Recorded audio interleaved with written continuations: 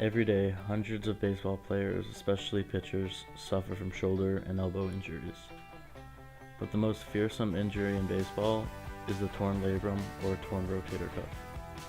What a lot of pitchers don't know when the doctor tells them that they just have to go in and clean up loose ends is how long you're going to be out and what.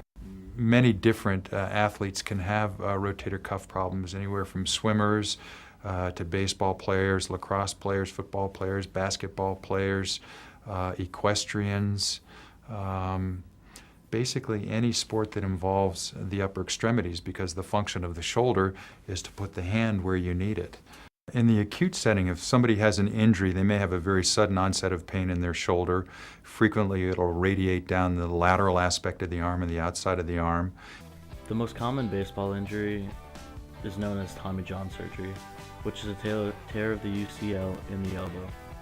However, people come back from a Tommy John tear at a 90% rate, while only coming back from a labrum or rotator cuff tear at a 22% rate. When I had my shoulder surgery, the doctors reattached my rotator cuff to the bone and added a collagen patch, and I had to wait 6 months before doing any baseball-related activity for it to heal. Anchor works in your wall to hold a picture.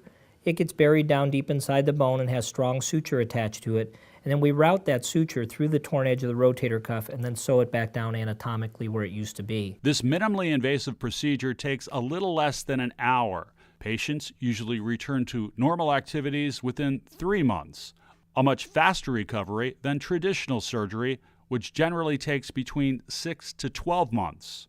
Reporting for Lee Memorial Health System, I'm John Bafar. One of the worst parts about this injury is that it's most commonly misdiagnosed.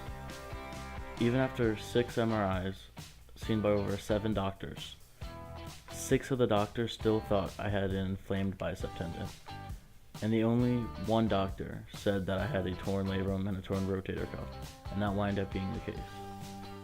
There's a reason most doctors call this baseball's most gruesome or most career-ending injury. That's because the rehab process is so difficult, and you have to do so many different things to incorporate it. On one hand, you have to work on flexibility. On another hand, you have to monitor whether or not you can do any activity that day because of shoulder pain and inflammation. And on the other hand, you have to strengthen it while still throwing to get your arm back to how it was. In the beginning of your recovery and when you first start throwing, it's going to feel very awkward. You might even have to throw from a different arm slot. A lot of times your shoulder feels like it's going to pop out of the socket.